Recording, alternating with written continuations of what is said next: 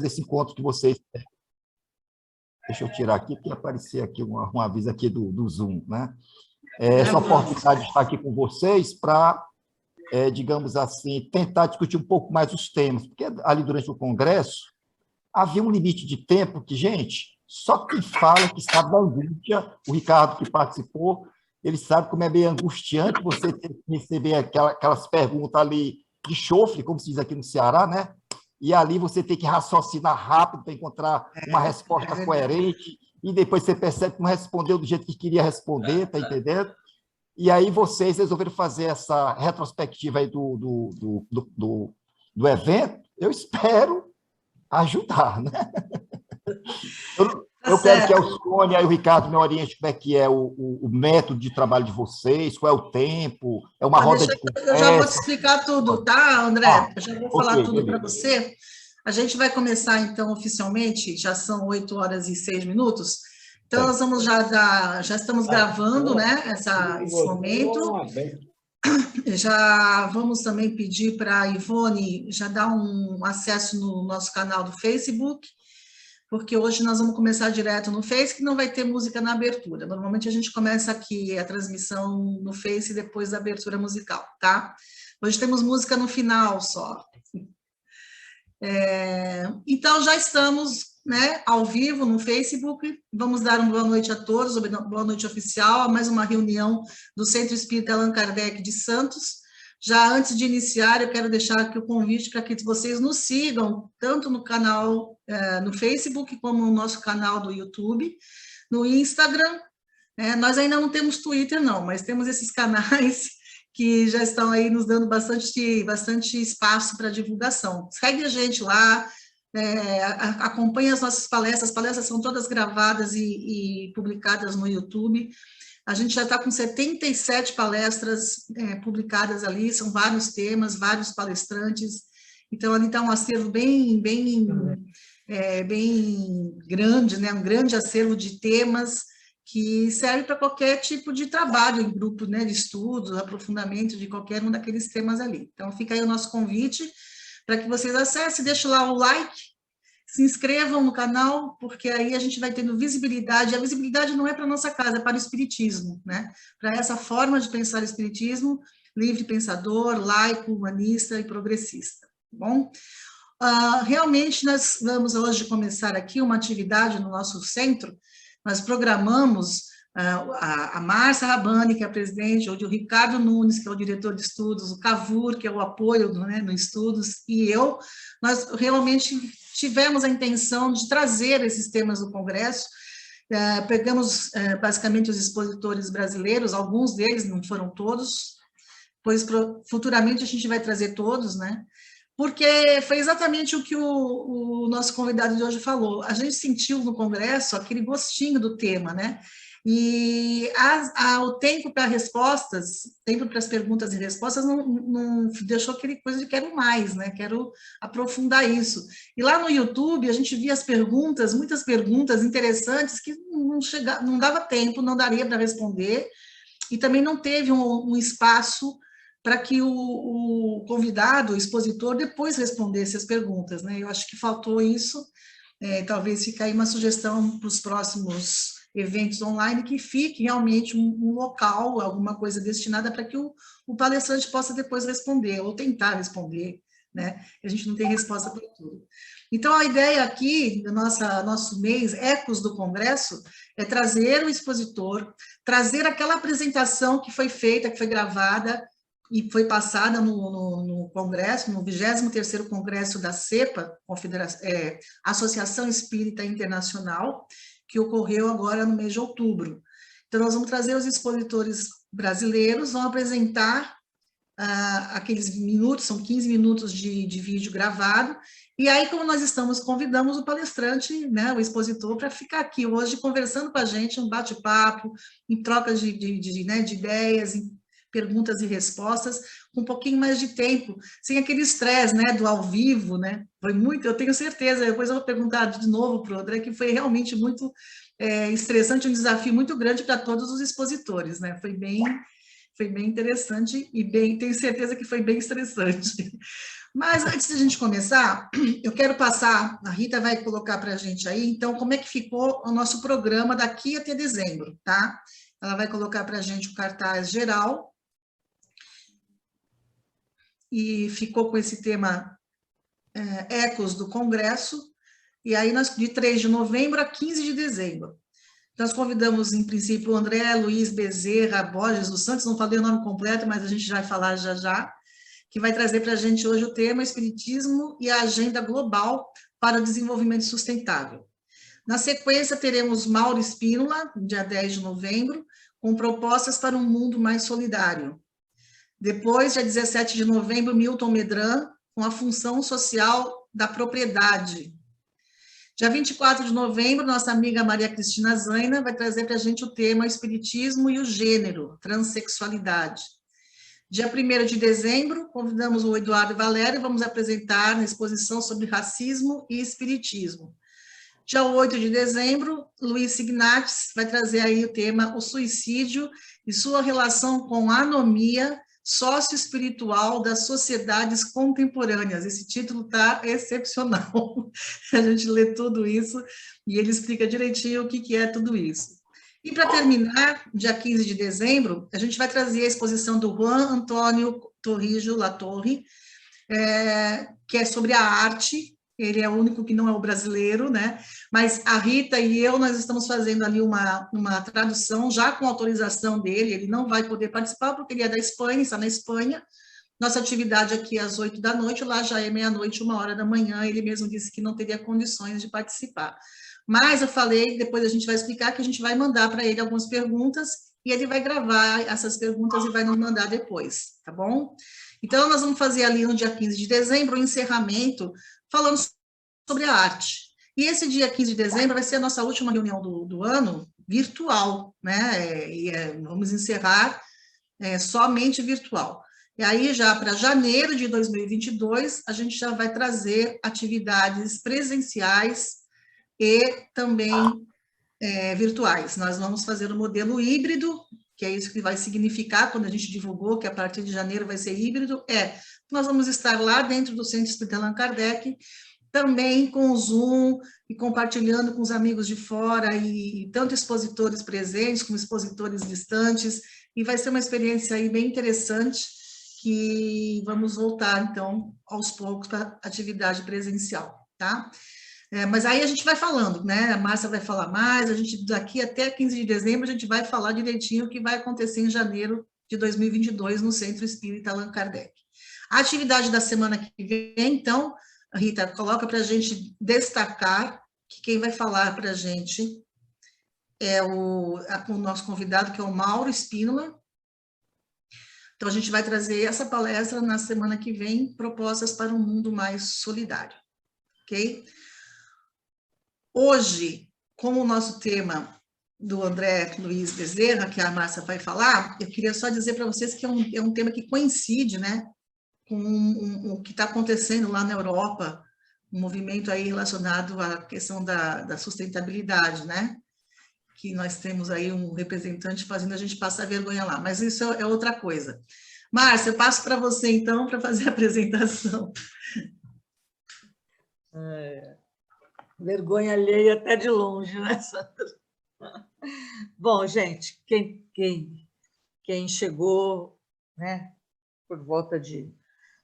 Acho que todo mundo quase que estava aqui já conheceu o André Luiz, que é o nosso palestrante de hoje, chama André Luiz Borges dos Santos. O André Luiz, ele é presidente da União das Sociedades Espíritas do Ceará, né? E do Grupo Espírita Auxiliadores dos Pobres. É delegado da CEPA, que é a nossa Associação Espírita Internacional, é licenciado em Filosofia e especialista em Educação Profissional. Docente do eixo Gestão e Negócios do Serviço Nacional de Aprendizagem Comercial, que é o SENAC do Ceará. Gestor de negócios, expositor, facilitador em treinamentos para o desenvolvimento profissional. André, muito obrigada por você ter aceito o convite da gente. Agradecemos demais. Você é bem-vindo. Obrigado, Márcia. se hoje é a primeira vez que você vai falar no nosso centro, não é a última, viu, André? Depois que a gente pega no pé, a gente não solta nunca mais, tá? Então, você Alegria, se uma alegria. prepara. Bem-vindo, então. Obrigada, André. Fica a palavra toda Valeu. sua agora. Ó, primeiro, Obrigado. deixa eu falar uma coisa. Nós vamos repetir Certo. O vídeo. o texto, o vídeo do congresso, e aí Ótimo. depois o André vai bater um papo com a gente, responder pergunta, e aí nós vamos ficar com uma sala aberta aqui para a gente trocar ideia com ele, tá bom? Mas pode dar o seu boa noite oficial É agora, verdade, André. É verdade.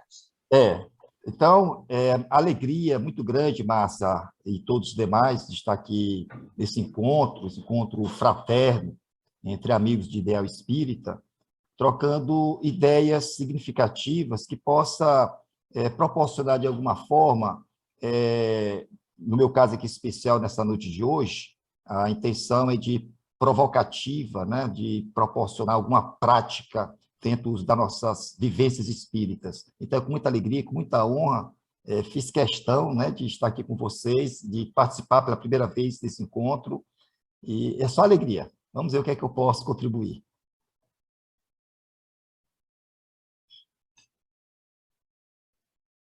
Posso? Vamos lá, Rita. Vamos jogar o vídeo, vamos assistir, então. Vamos só silenciar os nossos microfones, tá bom? Certo.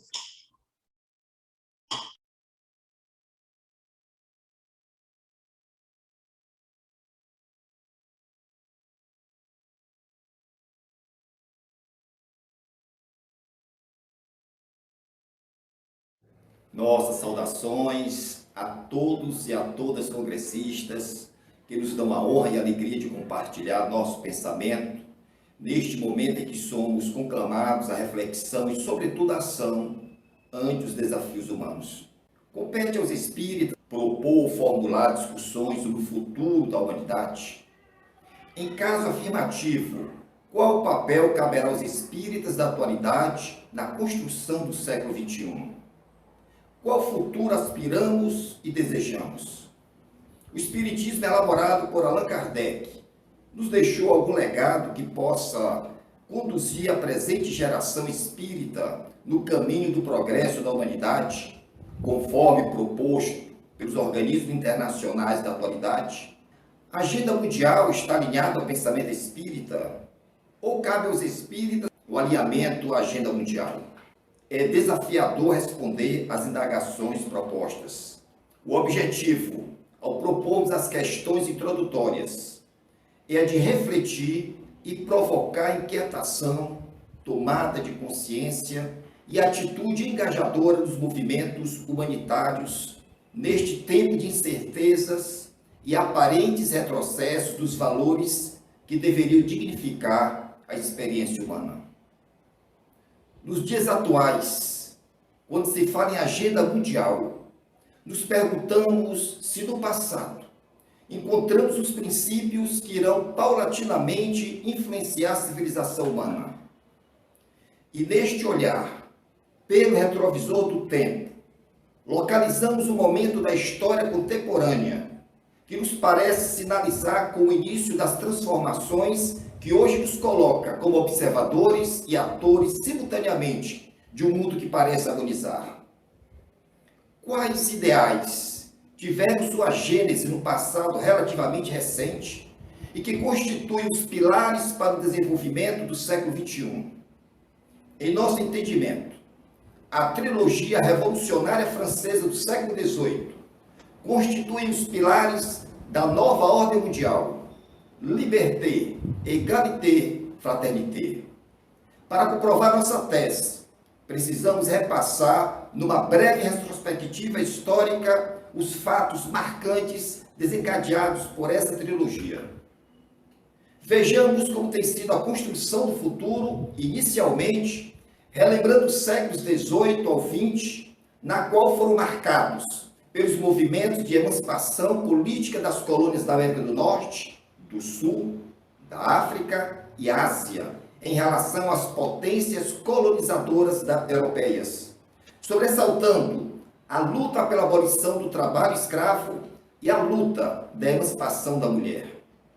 Do século XIX ao tempo presente, o infatigável esforço dos povos pela igualdade das oportunidades para todos, sobressaindo a equidade nas relações trabalhistas, oportunidades iguais de gênero, o acesso a todos à educação, saúde, trabalho, emprego e moradia.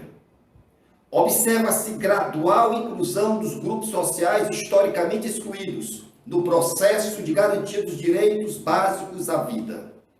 Grupos excluídos, quer sejam por questões étnicas, de origem, por questões financeiras, por questões de sexualidade e pessoas que se encontram em situações de vulnerabilidade social, como idosos e portadores de necessidades especiais.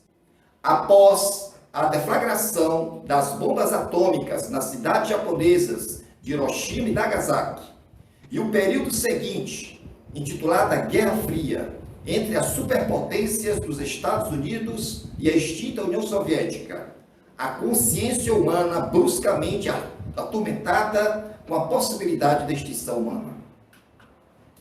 É criada em 1947 o relógio do juízo final, ou relógio do Apocalipse, que é um relógio simbólico mantido pelo Comitê de Diretores do Boletim dos Cientistas Atômicos da Universidade de Chicago.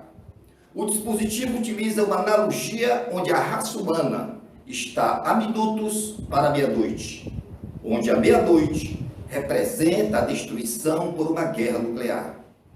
A cada ação registrada pelas nações são consideradas as consequências para o nosso planeta Terra. Em 2018, o relógio teve seu horário definido em 2 minutos para a meia-noite, sendo a meia-noite a representação da extinção humana. No entanto, houve alguns fatores recentes que motivaram os cientistas a avançar no relógio 20 segundos para frente. Isso inclui as tensões militares entre Estados Unidos e Irã, o fim da cooperação entre Estados Unidos e a Rússia sobre o desarmamento nuclear e a decisão da Coreia do Norte em retomar os testes nucleares. Além disso, a questão climática não foi ignorada, com incêndios generalizados na Amazônia e na Austrália, citados como parte de uma resposta inadequada contra as mudanças do clima mundial. Há um outro fator que contribui para a aproximação do juízo final, que é a guerra de informação e desinformação, vista em boa parte do planeta, e o descrédito de cientistas e da mídia sob a acusação de fake news. Para piorar, o comitê ainda nota a ascensão do deepfake, a tecnologia que usa a inteligência artificial para criar montagens ultra-realistas, o que permite, na prática, fazer com que qualquer pessoa famosa fale o que o autor quiser em frente à câmera. Também vale relembrar, no entanto, que por mais assustador que o relógio do juízo final pareça, ele é só um artifício utilizado para a demonstração da preocupação em relação aos rumos do planeta, por mais que seja embasado por pesquisa científica e geopolítica séria. Qual o impacto estético e político de uma fotografia da Terra? Teria essa imagem força para alterar o modo como o humano pensa e age em relação ao seu planeta? Entre os acontecimentos que fizeram de 1968 um ano singular, está o prenúncio de uma nova relação do ser humano com o seu planeta, disparada por uma imagem registrada pelos astronautas da missão Apollo 8 e que, por mero acaso, recebeu o nome de Nascer da Terra. Eufrase. O destino era a Lua, mas durante o percurso, um evento imprevisto, ou no mínimo classificado como não prioritário, roubou a cena. A Terra, vista pela primeira vez por olhos humanos, em toda a sua plenitude, flutuando no escuro espaço sideral. Esta foto mudou o mundo. Foi a foto ambiental mais influente já realizada. Adotada pelo emergente movimento ambientalista, a imagem colaborou para que a consciência ecológica abandonasse o ambiente local e se projetasse para o globo terrestre. expressão icônica da unidade e da interconexão de tudo que compõe a Terra, nos parece reservado ao século XXI a definitiva implantação dos 3 pilares: liberdade, igualdade e fraternidade entre as nações. Eis o grande desafio. A partir do ano 2000, os organismos internacionais de direitos humanos iniciaram uma reflexão para o século XXI, com a seguinte indagação: onde precisamos evoluir para termos um futuro melhor?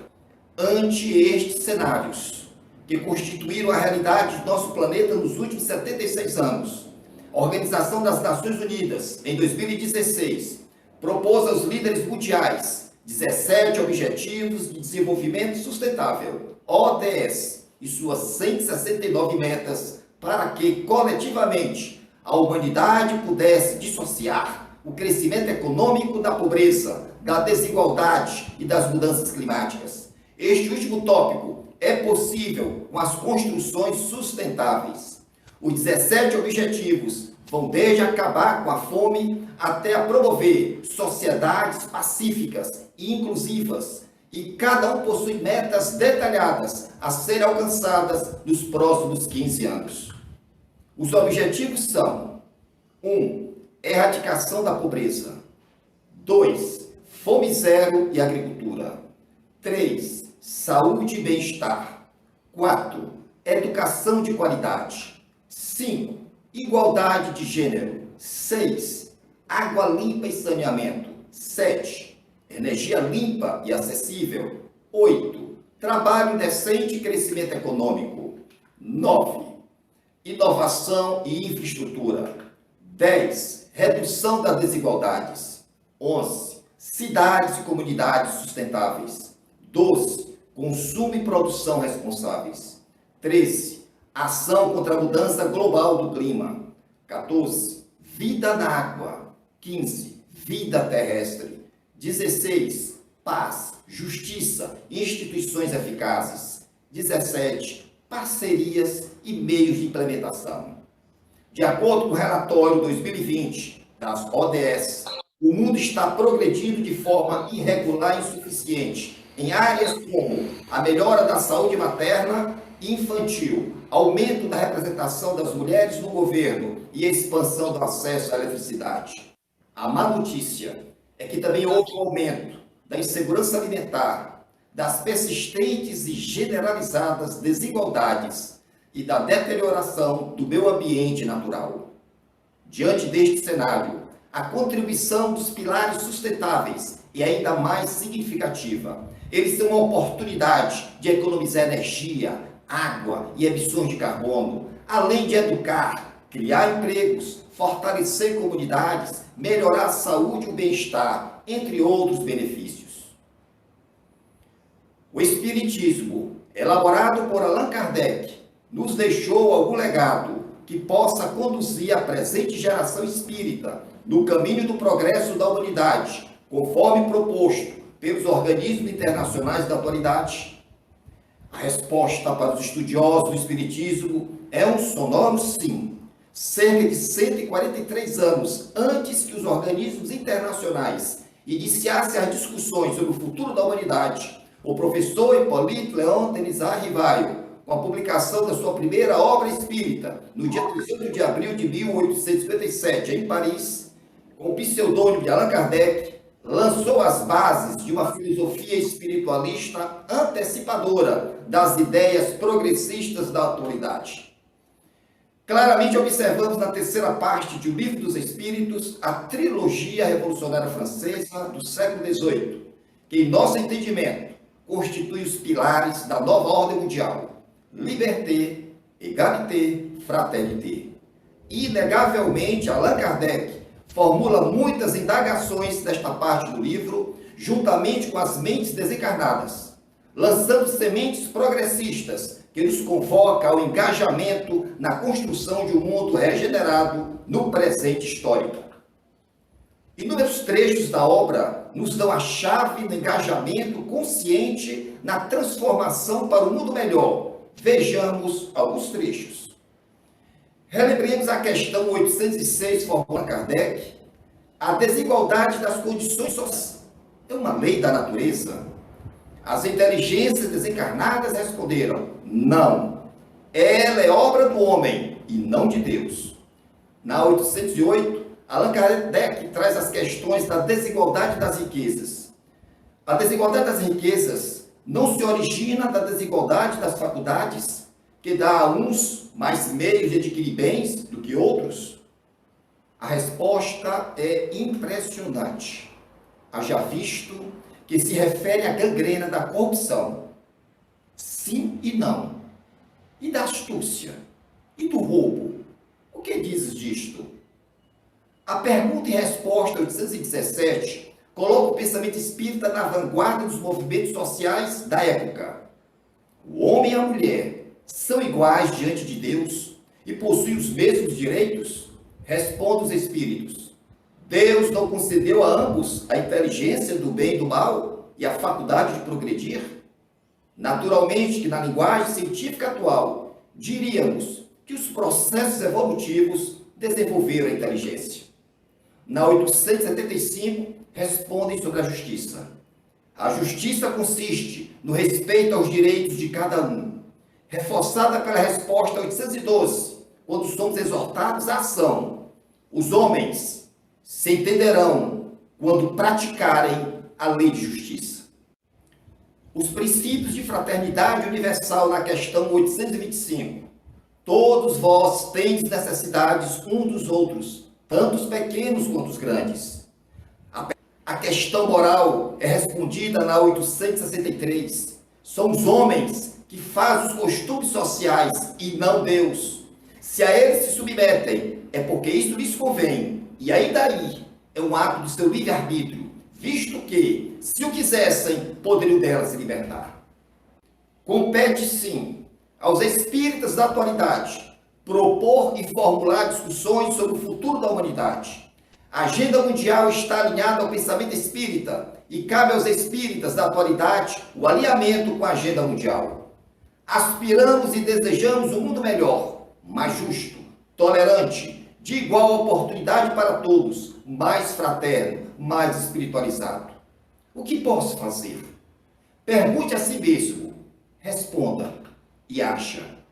Relembremos a advertência amiga ao longo da resposta 905 de O Livro dos Espíritos. A moral sem as ações é como a semente sem o trabalho. De que vos serve a semente, se não a fazeis frutificar para vos alimentar? Nós concluímos. Um sonho sem ação não passa de um sonho. Ação sem sonho é só um passatempo. Um sonho com ação pode mudar o mundo. Thank you very much. Muitas graças. Muito obrigado.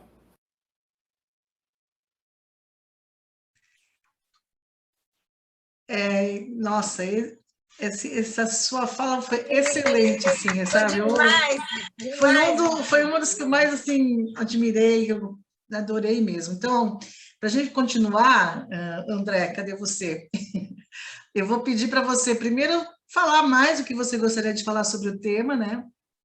Contasse para a gente também essa experiência do Congresso e depois que você fizer o que você falar, aí a gente abre para as perguntas, tá bom? Fica à vontade. Você precisa só ligar o seu microfone, André, por favor. Pronto. Quando recebemos o convite para participar do Congresso, naturalmente que dá um frio na espinha, pela a grandeza do evento, da responsabilidade, né, com frades de diversas partes do mundo, e ter que pensar numa proposta que fosse diferenciada no sentido de promover discussão e, acima de tudo, pudesse conduzir a uma prática. Essa foi a minha tese principal, quando eu fui pensar o tema, algo que pudesse ser relevante nesse sentido da questão da praticidade. Tenho participado durante esses anos, estou aqui junto do ambiente da CEPA desde 2009, quando fiz o meu contato, na época, e nos aproximando o convite da CEPA, na verdade, já o receberam na década de 90, mas naquele tempo da década de 90, o nosso movimento era muito vinculado ainda ao movimento febiano. E a CEPA não tinha ainda, naquele momento, o conceito na nossa cabeça, na cabeça de hoje das pessoas que fazem a USES, né? Esse entendimento libertador. Aquela época dos anos 90 nos parecia confortável as exortações, as orientações febianas. Então, nós recusamos, naquele período, o ingresso dentro da CEPA. Já poderíamos, sim, há muito mais tempo, estar aqui unido com cada um de vocês. Mas nada que o tempo não possibilite o amadurecimento, né, das situações, das ideias, e a oportunidade nos ressurgiria em 2009.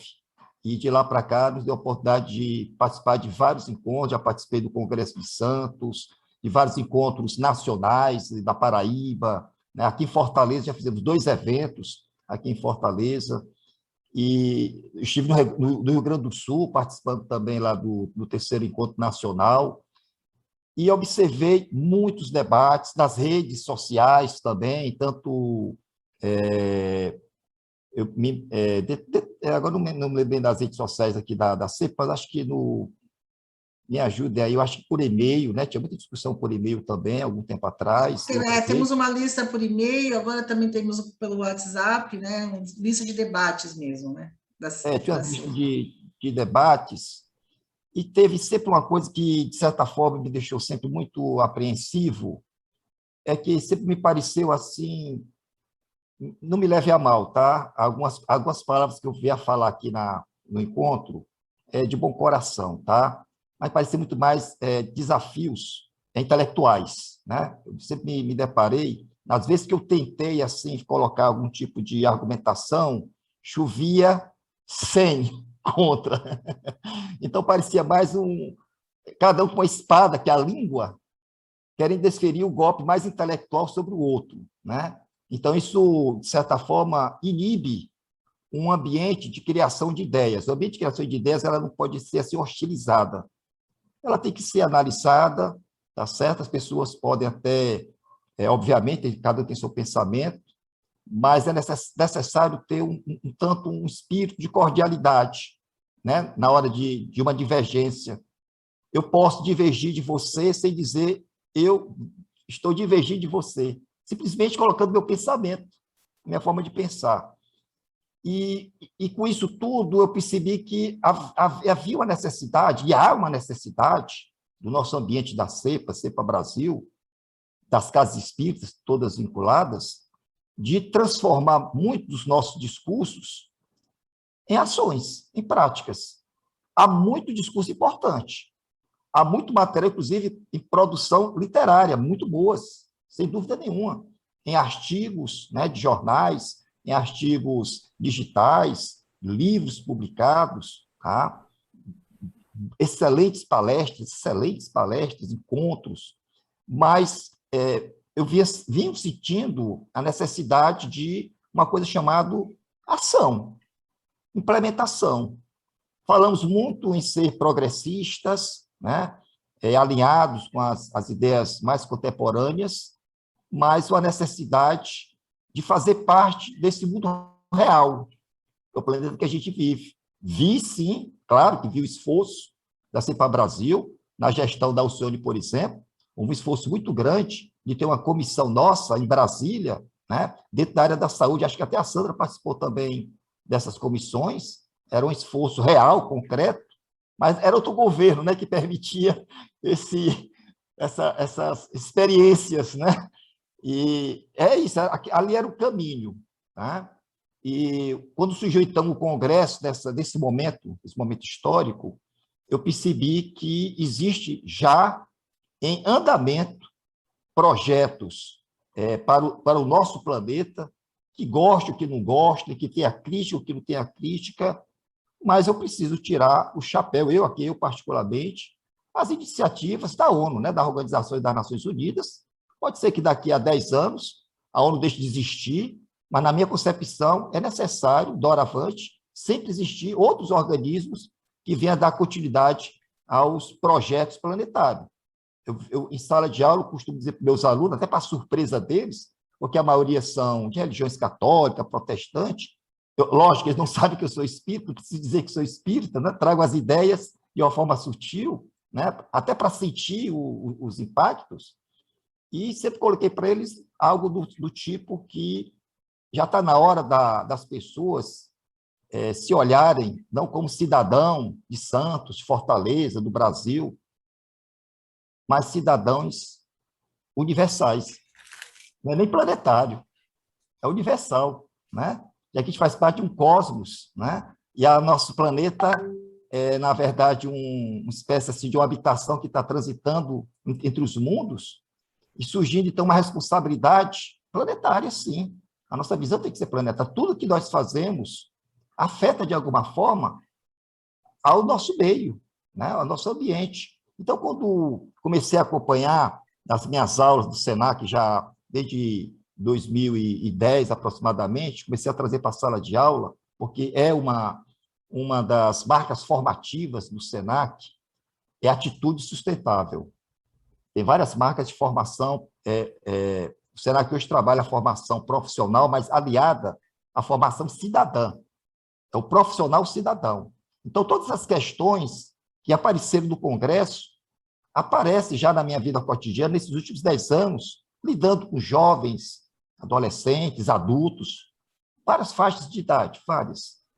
E sempre promovendo projetos, inúmeros projetos nós já realizamos com as nossas turmas, voltados a essas questões. Então, para eles foi novidade saber que já desde a década de 90 se iniciaram as discussões do planeta a respeito, por exemplo, das questões ambientalistas. Nesse vídeo, fiz questão de fazer uma espécie de uma síntese, né? Um resumo da evolução de como chegamos até o presente momento e como chegamos, né? Quando vemos as questões ambientais em pauta, nós temos que remontar, queiramos ou não, aquela imagem que eu coloquei, fiz questão de colocar no vídeo, fazer um vídeo ilustrativo, até para quem estivesse assim, assistindo pudesse fazer algumas conexões, né? Aquela imagem da Terra, por exemplo, flutuando ali no cosmos. Muitas das pessoas não se lembram ou não se tocam que ela foi uma imagem icônica que mudou a consciência. Quando chegou as imagens aqui na Terra, causou uma verdadeira frisson. As discussões que hoje a gente tem como discussões ambientalistas surgem daquela imagem que nós colocamos ali no vídeo. Tanto é que a primeira conferência internacional preocupada com o meio ambiente, pela primeira vez, vai acontecer em Estocolmo, em 1971. De 68 para 71 são apenas 3 anos. Isso é o impacto que gerou uma imagem onde o ser humano, pela primeira vez, um olhar humano, porque antes disso, é lógico, que a antiga União Soviética já tinha mandado satélites para fora da Terra, já tinha tirado imagens, mas aquela foto ela é especial, porque pela primeira vez, os olhos humanos tiveram aquela perspectiva, aquele lindo, né? Aquela linda terra azul, como eles disseram na época, e trouxe, a partir daquele instante, aquela concepção de você olhar para aquele planeta e dizer assim, rapaz, onde é que está o limite aqui da China? Onde é que termina a China e começa aqui o Paquistão? Onde termina o Paquistão, começa a Índia? As fronteiras lá do espaço não estão demarcadas. E olhar que ali acontece toda a nossa história, nossos amores, nossas perdas, nossas conquistas, há séculos, séculos, séculos, desenrola ali o drama humano. Então, é claro que aquilo ali mexe profundamente para quem tem esse olhar, agora um olhar de fora, porque quando nós estamos dentro do problema, nós não enxergamos soluções. Quando a gente se afastamos um pouco dos problemas, a gente começa a entender numa perspectiva diferente, um olhar diferente.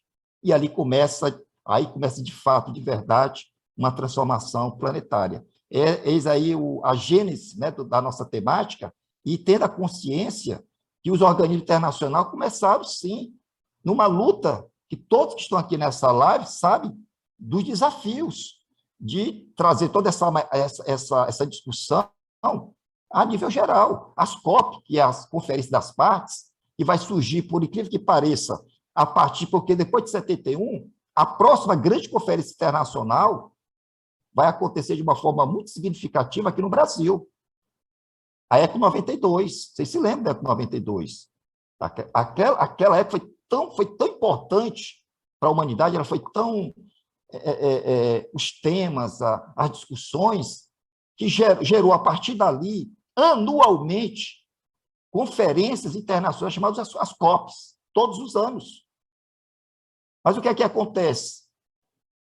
O que nós herdamos da Revolução Industrial, nós estamos aqui sentados, aqui, discutindo esse assunto, não podemos jamais esquecer que a gênese real de tudo isso é a Revolução Industrial, que mudou a sociedade humana por completo. Somos aqui o efeito da Revolução Industrial. Então, quando nós observamos o desenvolvimento das conferências, tem a ver com os efeitos dessa revolução. Hoje que estamos vivendo a chamada quarta revolução industrial, né, a época da nanotecnologia, mas nós não nos livramos ainda, por incrível que pareça, de certas fontes energéticas que provocam uma profunda mudança climática, que foi objeto, até recentemente, de dúvidas. Quantos cientistas e países colocaram em dúvida essa questão do aquecimento global?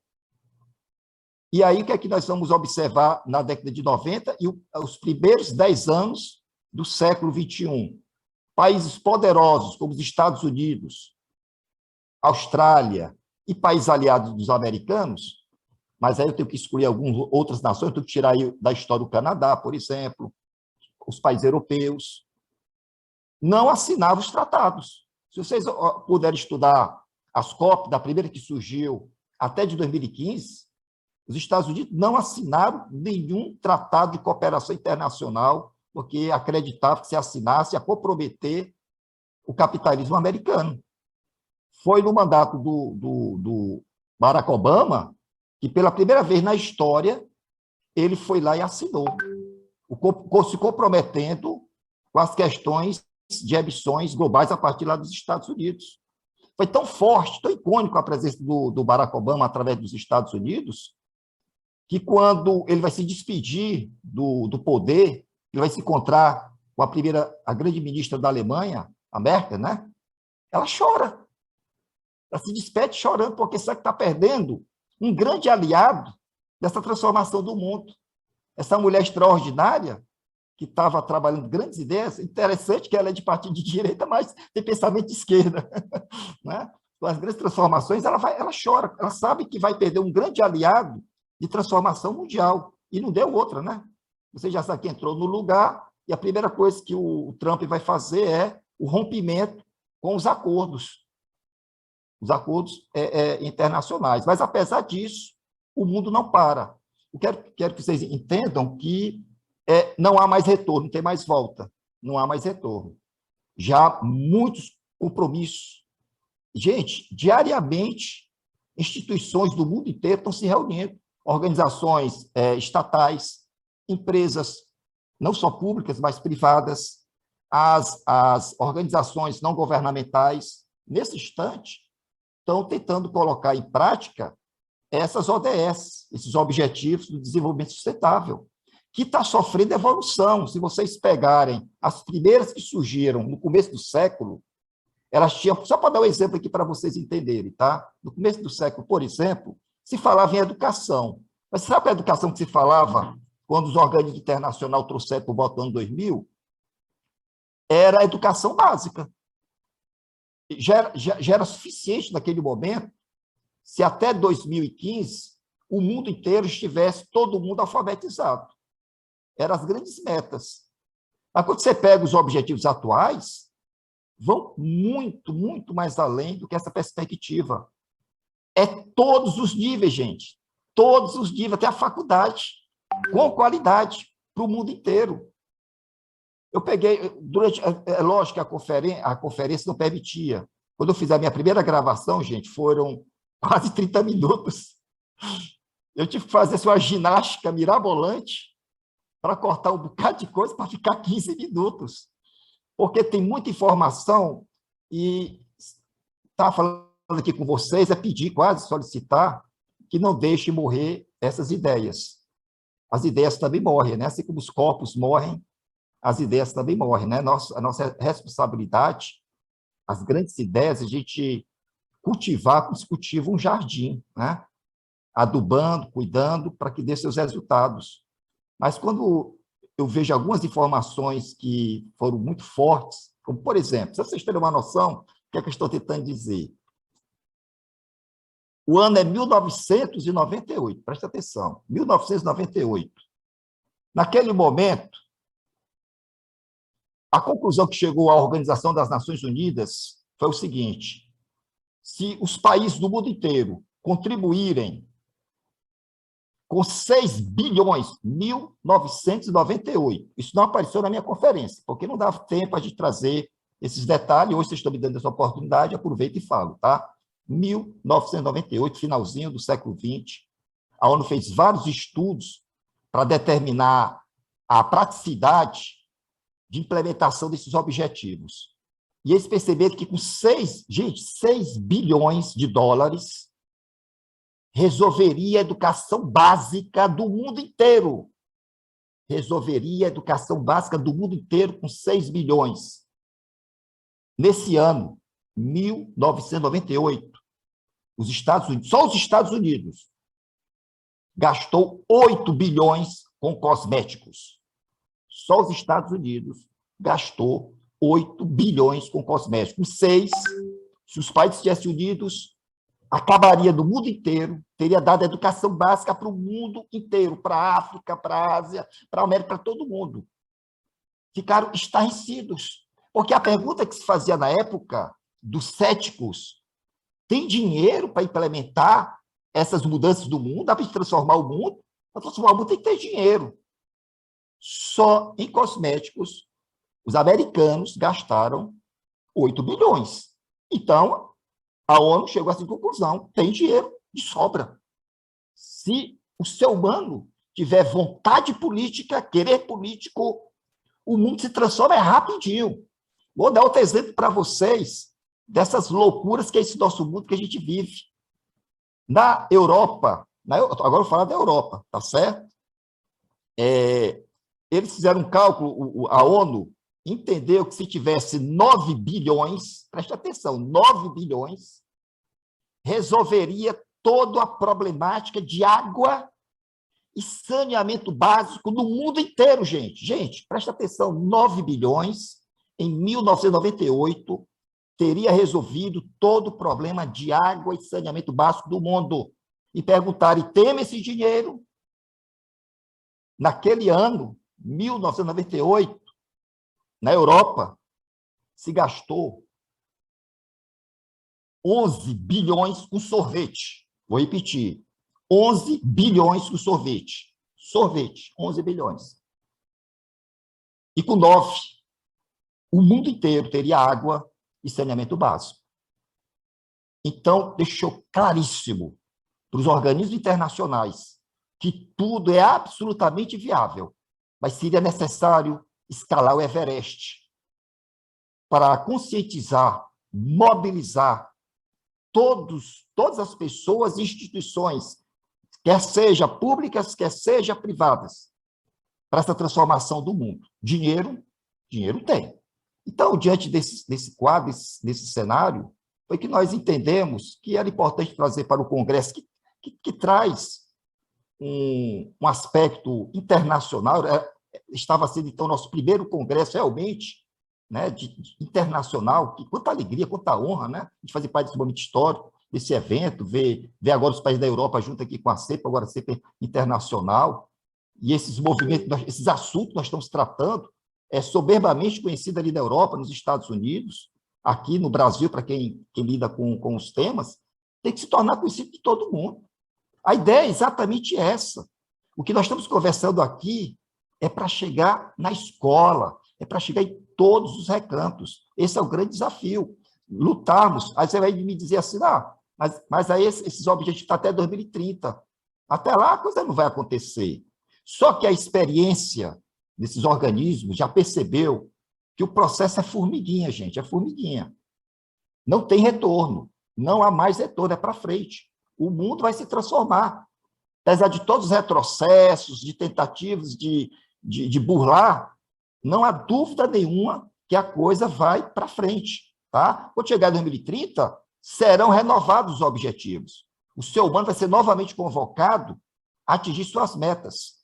Tá? Então, baseado nessa ideia, foi que nós trouxemos esse tema para trazer bastante ciência. Tá? Lá no Congresso, realmente, eu acabei não tendo assim, essa pegada, né, para chamar a atenção do pessoal, porque foi em função ali da pressão, aquela coisa ali de 15 minutos, não me deixou confortável de deixar vir à tona, tá? Essa voz que está proclamando. Eu faço, da minha parte, o pensamento dos ecologistas, né? Que eles falam exatamente assim: pense globalmente e haja localmente. O meu localmente é o espaço que eu consigo atingir.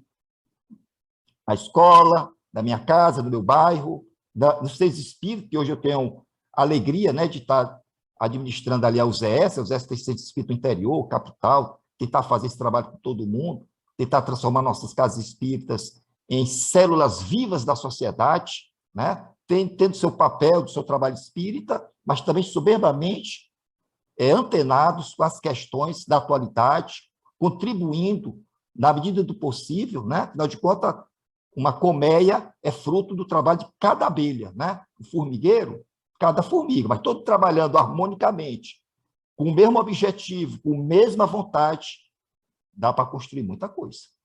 Desculpa ter falado muito. Não, excelente, André, muito obrigada, viu?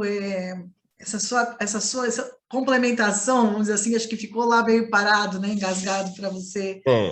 Que legal que você trouxe isso para a gente, porque são coisas que acho que faz a gente aprofundar, refletir mesmo, né? Esses dados que você nos traz, a gente chega numa pequena conclusão. Tudo depende mesmo do homem, né? Da vontade, do ser humano, não é de governos, não é de espiritualidade, depende da gente mesmo, depende da vontade humana de produzir essa mudança. Mas, por outro lado, você também está trazendo para a gente essa ideia de que não tem retorno. Isso é uma coisa que Sim. é uma coisa um pouco otimista, né? Eu estou vendo isso como um dado otimista, quer dizer, não tem retorno, não tem essa de não vamos mudar melhorar, né, essas condições. Com certeza, não tem retorno. E isso é interessante, né? É uma visão Sandra, conversando daqui a 10 anos, aí você vai me dizer se daqui a 10 anos não estamos novamente nessa luta. Vamos marcar 10 anos daqui para o futuro. Vou estar vivo, viu? Para conversar com você. Vamos marcar. Vamos marcar com certeza. Eu quero deixar para os amigos que estão aqui, né? Porque hoje a ideia é que a gente converse, que faça perguntas. Vou deixar aberto já. Pode abrir o microfone, levantar a mão e eu vou dando. Eu gostaria de falar. Se você... Então vamos começar com a Cíntia. Depois da Cíntia. Depois da Cíntia, o Ricardo. Vamos lá. Depois da Cíntia, o Ricardo. Pode falar, Cíntia.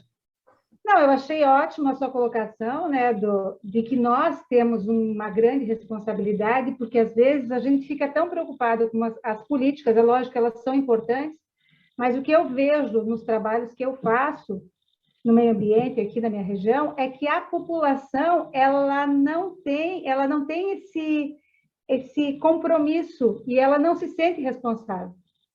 Entendeu? Então, assim, é como se isso fosse dissociado dela. E mesmo os espíritas, eu vejo, não sei se não está muito alto o meu microfone, porque eu acho que eu estou com um problema. Está ótimo. E mesmo os espíritas, eles desassociam o espiritismo das matérias ambientais, que para mim eu não consigo dissociar, eu não consigo tirar isso, né? Para mim elas são vinculadas, são amalgamadas, digamos assim. Então, eu não consigo entender essa visão não ambiental das pessoas, né? Porque eu considero o ambientalismo uma filosofia de vida. Então, eu vejo que a população ela fica jogando nas costas de políticos, né? E de empresários, sendo que nós somos a população é poluidora, né? O lixo doméstico nos rios, né? 35% é doméstico, é nosso. É enorme esse tipo de coisa. Enquanto nós não nos conscientizarmos, por exemplo, a gente faz um trabalho aqui de limpeza no rio Camboriú. Nós tiramos toneladas todo ano. Nós pegamos empresários e tal, e máquinas e tudo, nós vamos lá, arregaçamos as mangas, entramos naqueles mangues, limpamos. E eu brigo, porque eu acho que enquanto nós não conscientizarmos a população ribeirinha, nós vamos continuar trabalhando sempre. Não vai modificar. Então, o que a gente tem que trabalhar? Na educação, na orientação. Mostrar para essas pessoas, porque o conhecimento é muito importante. O conhecimento de como agir, de como fazer, né? Porque às vezes também as pessoas elas não se importam muito por desconhecer. Então aquilo está muito fora da realidade delas, na cabeça delas, né? Aquilo está fora, aquilo não afeta. E afeta de forma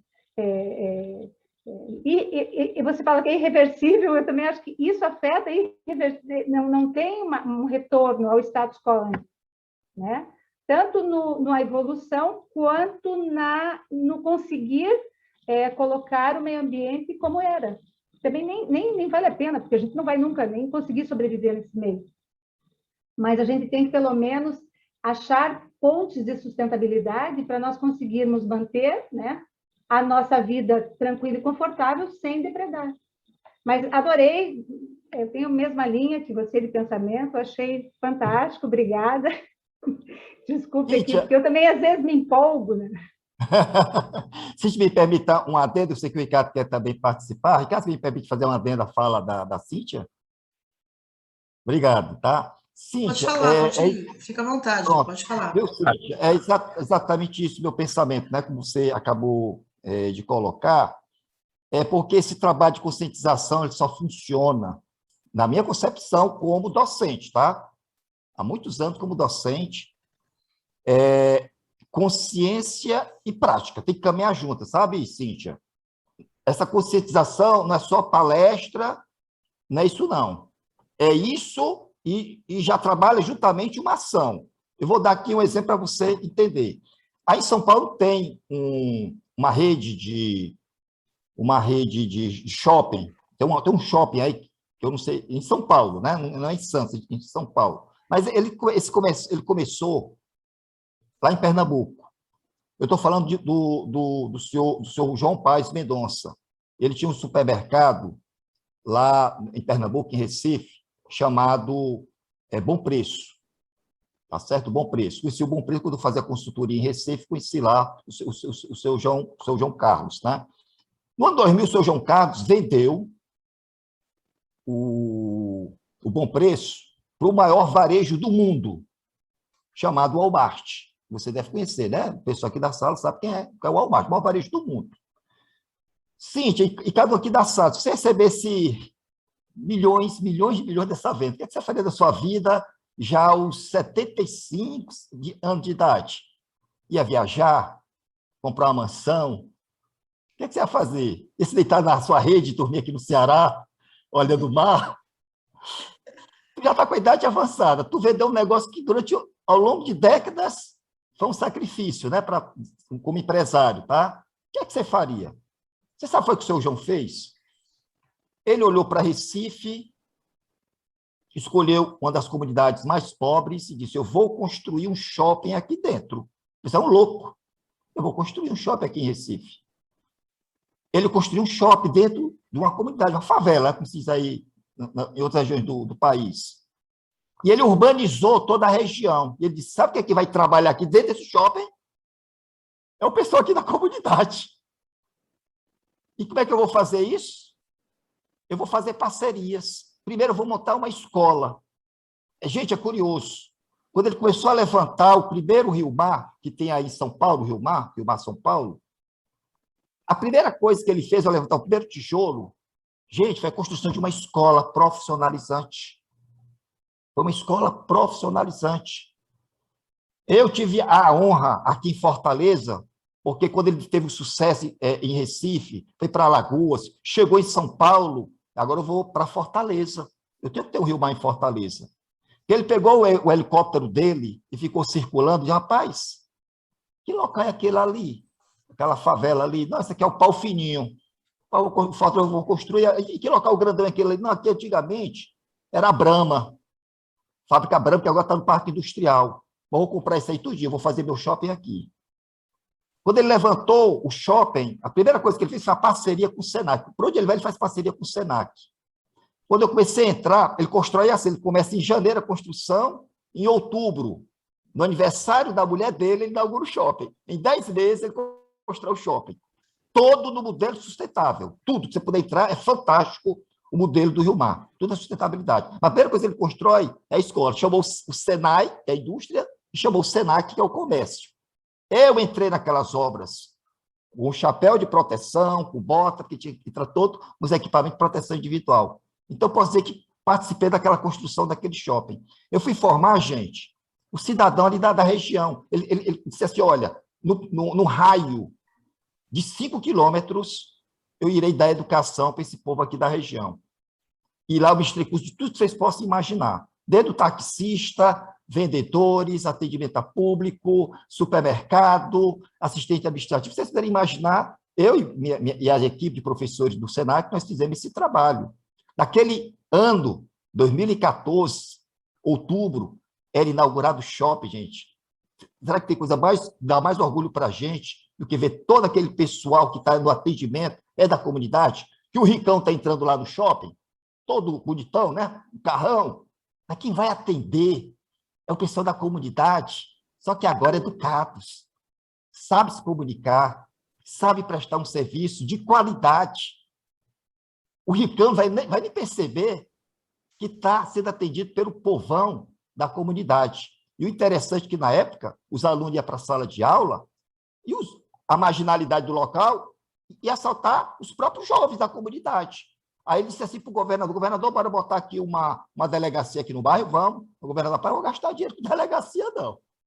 Ele construiu a delegacia e o governador foi obrigado a botar o policiamento na região. A região ficou toda urbanizada, lá tem um rio em frente que era todo poluído.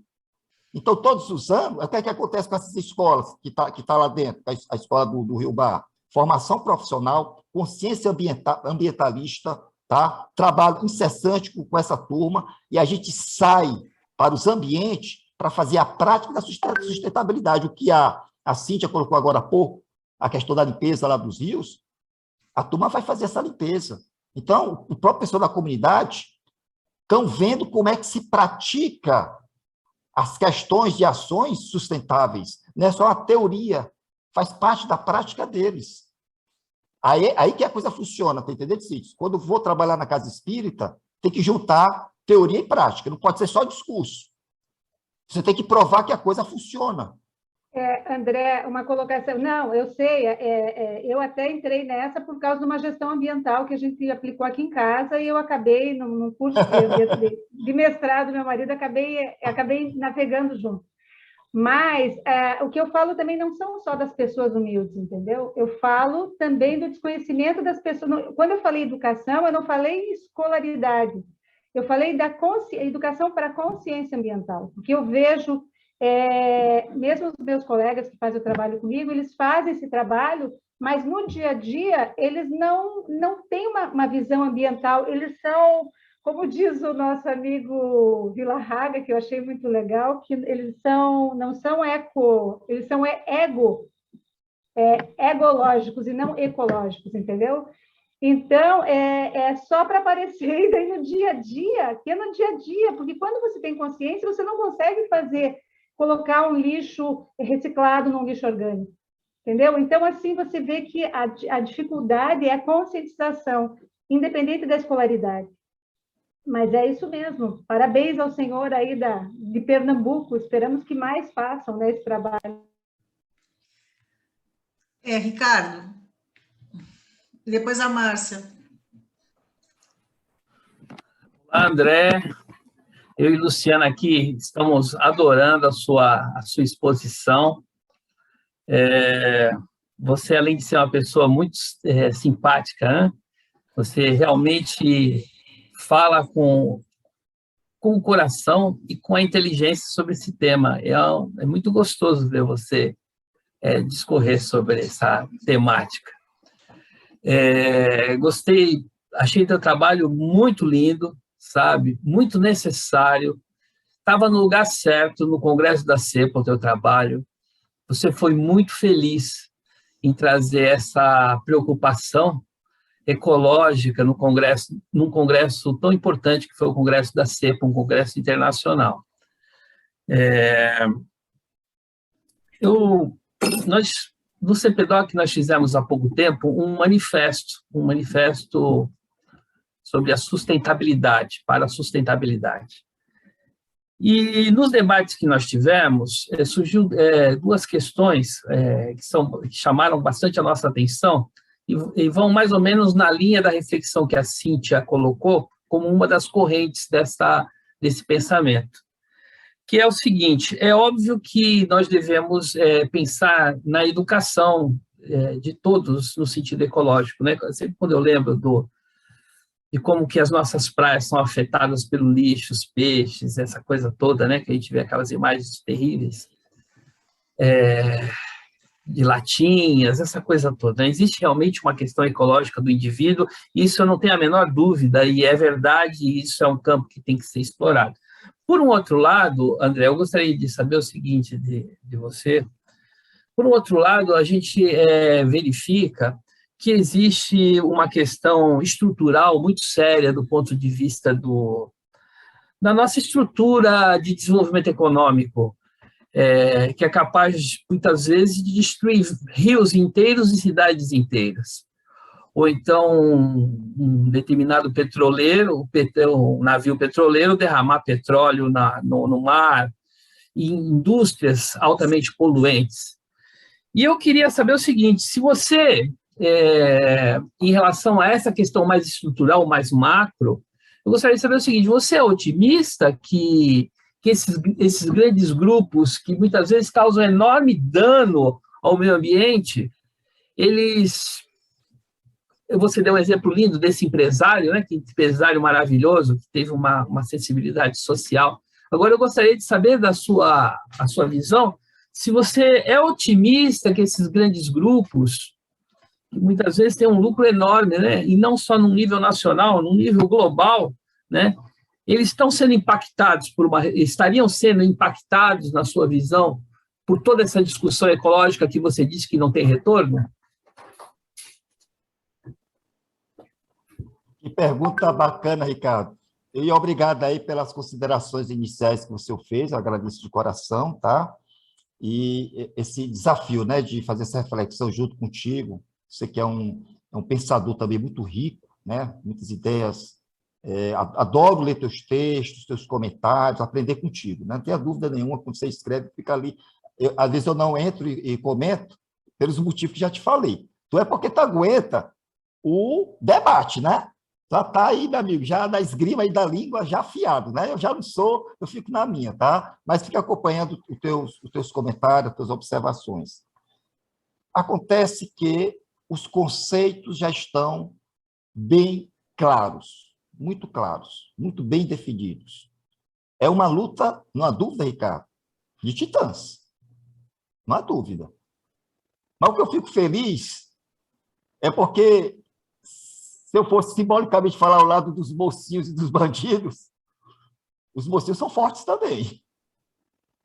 Muita gente boa, a todos os níveis que você possa imaginar, a nível empresarial. Você tem aqui um exemplo hoje, né? Esquece de citar no ambiente empresarial para entender que essa consciência ela começa a se expandir de uma forma global. Às vezes a gente percebe, porque a gente está no nosso mundo tão pequenininho, que a gente não se dá conta como a coisa está tomando campo. O conceito da sustentabilidade, é claro, gente, é claro que existem muitas correntes ambientalistas, presta atenção, existem muitas correntes ambientalistas. É claro que, dependendo da corrente que você pegue, você vai trafegar por um caminho, por uma linha de ideias. O Ricardo sabe que a filosofia é assim, cada pensador pega um caminho de ideias, né? O pensamento ecológico é da mesma forma. O Greenpeace, por exemplo, é totalmente radical. Eles são capazes de ficar na frente de um navio e dizer, rapaz, se você para matar essa baleia aqui, tem que matar a gente também. Eles já são uma linha totalmente radical. Eles já são uma linha, por exemplo, para eles, qualquer selva seria imexível. Não se mexeria em nenhuma selva, mata nada. É uma corrente, vou dar essa expressão, talvez não seja melhor, dentro do pensamento ambientalista, extremo. É natureza pura. você de convir comigo, Ricardo, que se for para negociar dessa linha, o mundo não vai evoluir, não. Se você partir para extremismo, o mundo não vai evoluir. Vamos ter que pegar aqui o pensamento de Buda mesmo, né? A sabedoria é o caminho do meio.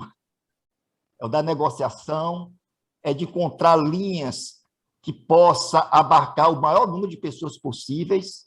O mundo é formado por diversos segmentos sociais, instituições.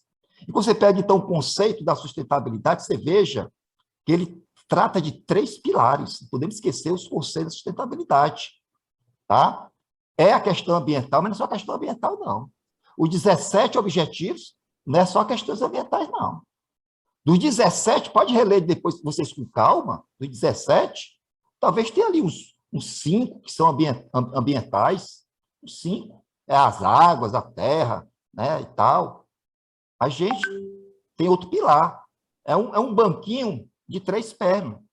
Você não pode arrancar uma perna e o banquinho cai. Então, um deles é a questão do meio ambiente, mas a outra perninha, não vamos esquecer que são as questões sociais. Já se entendeu plenamente, isso aí já é cabal, já é papo consumado. As questões humanas têm que ser resolvidas todas.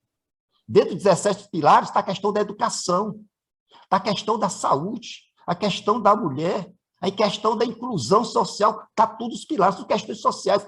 Se você pegar o tripé da sustentabilidade, que é o ambiental, o social e o econômico, que é o terceiro pilar, se você pegar os 17 objetivos, você encaixa facilmente, opa, isso aqui está querendo atender a questão ambiental, esse vai atender a questão social, aqui a questão econômica, mas de forma integrada. Hoje a consciência é plena, não dá para separar essas coisas. Não dá. Tudo. Tá?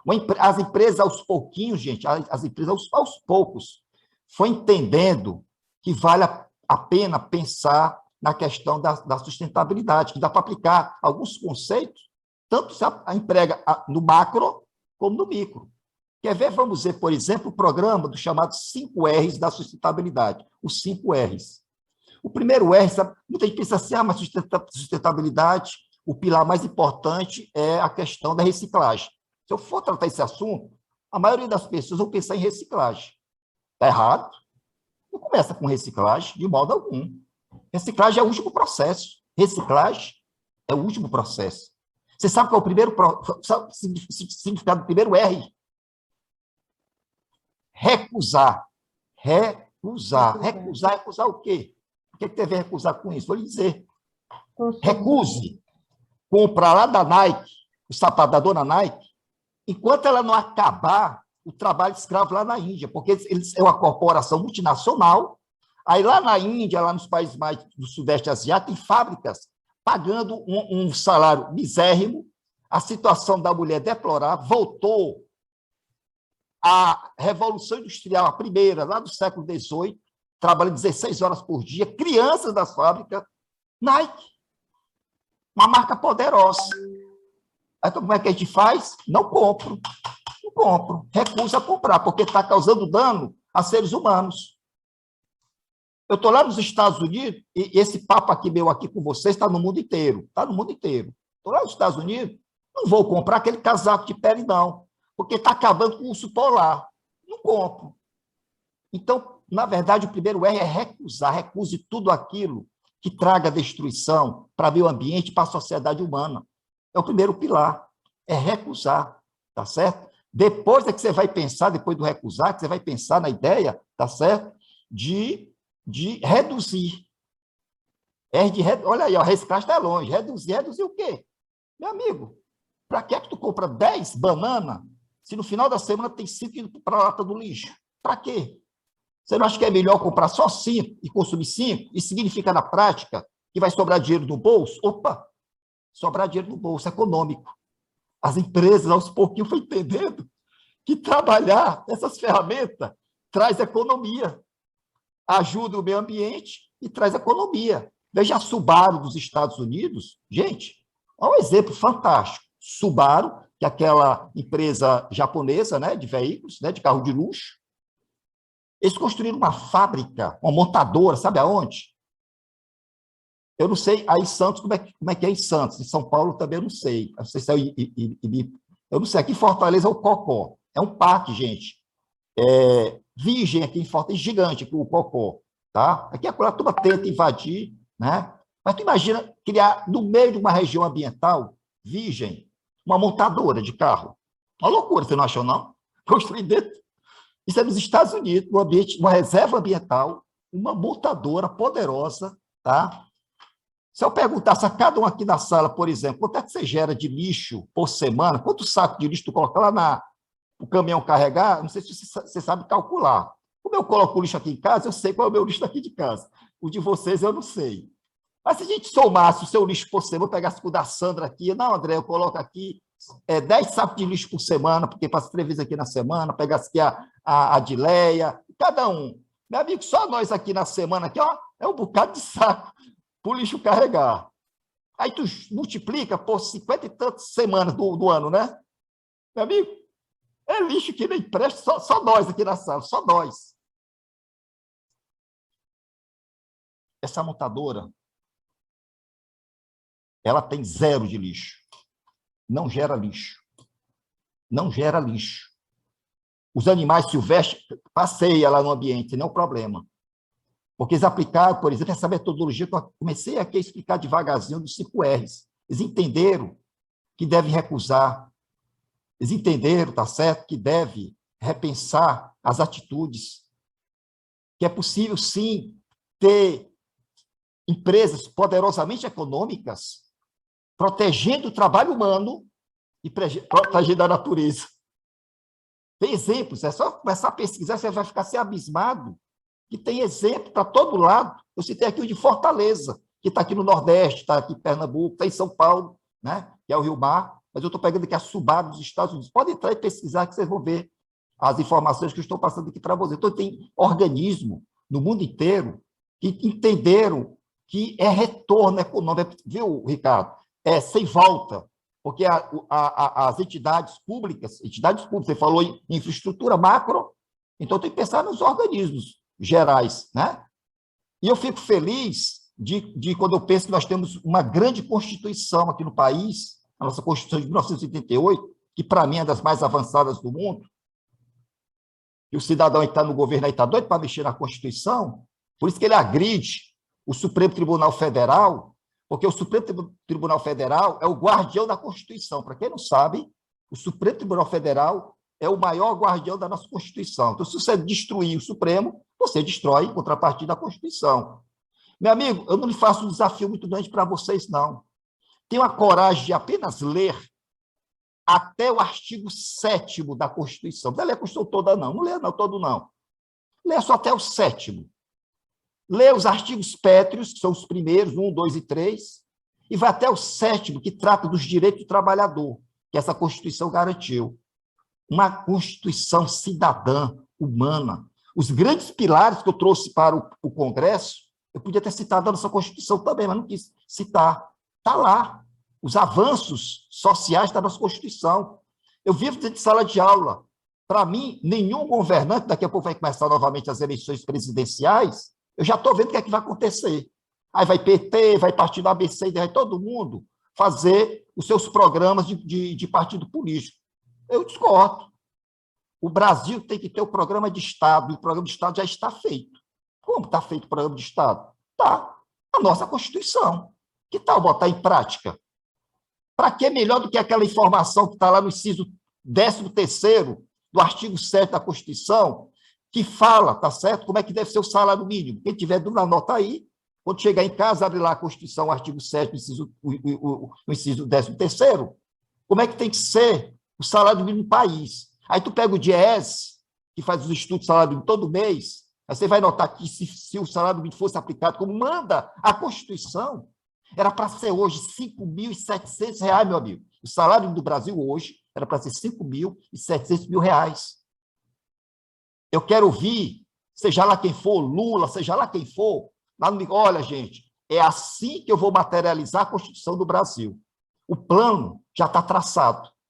Está faltando líderes que saibam de forma inteligente, conciliador e negociador com todas as instituições, como é que a gente materializa na prática a nossa Constituição, que é altamente avançada, garantindo todos aqueles direitos que estão previstos naquela Constituição, e que a gente pode até avançar mais ainda, mas não precisa.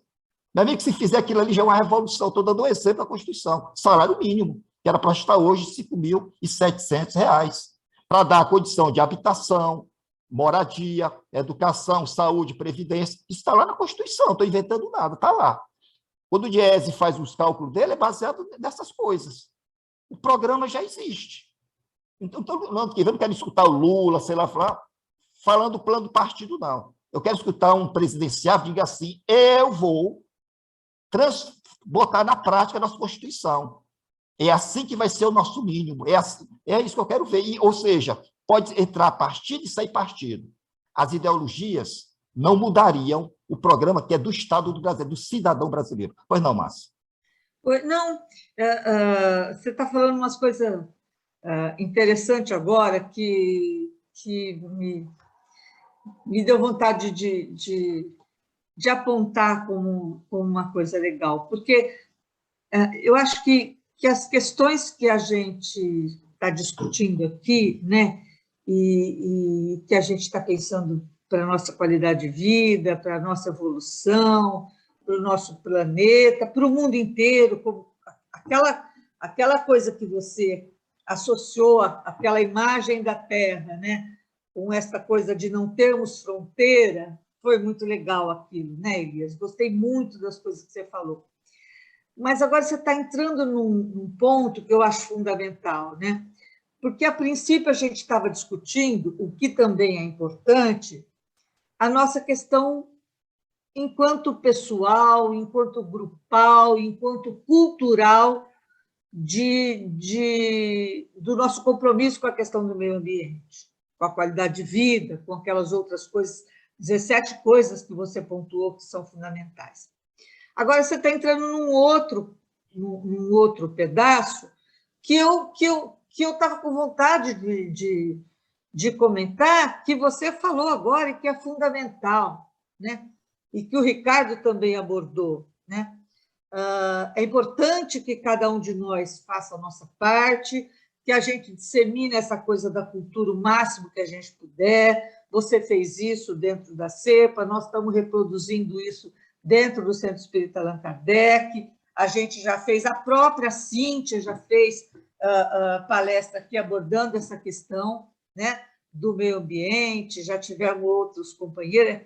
Isso tudo a gente está fazendo a nossa parte do ponto de vista da tua primeira abordagem e da Cíntia. Agora, eu acho que a gente está entrando também num ponto que é fundamental, porque a nossa abrangência ela é muito pequena e é fundamental que os governantes e que a gente cobre dos nossos governantes essa questão do compromisso com o meio ambiente. Não pode ser uma coisa pessoal, uma coisa de um grupo, e não podemos deixar isso na responsabilidade individual de que cada um de nós tenha uma consciência, porque quem não tiver vai adquirir isso aonde? Pode adquirir com você no SENAC, porque você tem essa consciência. Mas quantos professores vão ter essa consciência de ouvir, de adquirir essa cultura, né? A gente precisa estimular e o governo precisa ter compromisso, né, muito maior do que o individual para que isso aconteça. A história do que o Ricardo estava falando, da poluição, de um monte de indústria. Não somos nós que vamos conscientizar, né, aqueles industriais e vamos ter força para impedir que um monte de gente egoísta para caramba, que é quem domina o mundo financeiro hoje, vá acordar para isso da sua própria consciência, né? Esse pedaço que você está fazendo, que a gente acha que todos nós temos obrigação de fazer, é super importante. Mas a gente precisa ter uma consciência política e cobrar dos nossos políticos esse cuidado e esse compromisso, porque o poder do dinheiro, o egoísmo, a gana, né, é muito maior do que os nossos compromissos ambientais. Não sei se você concorda, pelo que você falou, você concorda, porque você estava dizendo da questão das nossas eleições, né? E aí você começou a entrar numa coisa que eu já estava aqui numa ansiedade muito grande de ver você abordar. Que legal, Elias. Eu acho que vamos ouvir também a Alcione para ver se depois o André vai... O Elias já responde, né? Gente, eu vou continuar ouvindo vocês, tá? Vou desligar aqui minha câmera, mas eu estou ouvindo, vou continuar, não vou sair não, tá? Pode continuar. O meu é rapidinho. É só para agradecer ao André. E para quem não conhecia o André, essa pessoa fantástica, maravilhosa, antenado, que a gente ama de paixão. E a pergunta que eu ia fazer, ele já respondeu quando falou com o Ricardo. Ok. Eu acho que só complementando um pouco o que a Márcia falou, e para você depois também já fazer as considerações finais, tá, André? Eu acho que nós pensamos o seguinte, é que tem que ter um conjunto, né? É o individual, é o coletivo e é a cobrança, é a participação cidadã, cobrando o poder público, né? Cobrando os nossos governantes, não vou nem dizer políticos, mas os governantes, que se tenha políticas de Estado para que se controle, para que se aplique tudo isso. Então, é um conjunto, aí é um trabalho em grupo, vamos dizer assim, tem que ter tudo. Se não for tudo isso, vão ser pequenas ações. E nesse ponto, né, André, quando você falou do Conselho Nacional de Saúde, que a gente estava indo nesse caminho, que é exatamente isso, é a participação cidadã. Enquanto a gente está trabalhando dentro desses conselhos, quando havia essa possibilidade, que agora também, né, não existe mais tantas possibilidades, mas se a gente estiver participando dentro dos conselhos da nossa cidade, dos nossos, né, localmente, contribuindo, cobrando, fazendo com que as coisas realmente aconteçam, a gente vai fazendo o nosso e vai fazendo isso, né, representando a participação cidadã. Eu acho que esse é o caminho, né? Eu acho que tem que seguir esse caminho aí não tem volta mesmo. Agora, enquanto nós estamos apáticos, com um pouco de preguiça, né? Porque, na verdade, não é que... Eu discordo um pouco da Cíntia, não é que as pessoas não tenham consciência, porque é impossível. Eu acho que no dia de hoje é impossível as pessoas não saberem o que tem que ser feito. É muita informação, é muito acesso à informação. As pessoas que não fazem porque tem preguiça mesmo. É difícil, dá trabalho você não produzir lixo, dá trabalho você ter que separar o lixo, dá muito trabalho. Tá? Então, não é uma questão de saber conhecer ou não conhecer, é falta de vontade de fazer mesmo, é preguiça. Tá? Então, nesse sentido que a mudança tem que ser daí, né? Tem que ter uma mudança geral. André, quero que você... Só fazer uma colocaçãozinha antes que ele encerre, posso? Márcia, quando eu falei da questão do indivíduo, é que eu penso assim, para eu cobrar, eu preciso conhecer, pelo menos, né? Porque não há crime sem, digamos no direito, não há crime sem lei que antes o defina. Então, enquanto a população não tiver conhecimento para fazer cobranças, exigir, é difícil. Sandra, a questão é assim, eu acho que conhecimento as pessoas têm, mas a consciência é quando você não consegue fazer errado, entendeu? E para você então, mas é o que eu estou dizendo, não tem consciência, mas tem conhecimento. Falta de conhecimento não é. Mas entendeu? É muito supérfluo, é que nem vida pós-morte, é que nem fumo, é que nem isso, aquilo. As pessoas, elas vivem muito na superfície, elas não se aprofundam.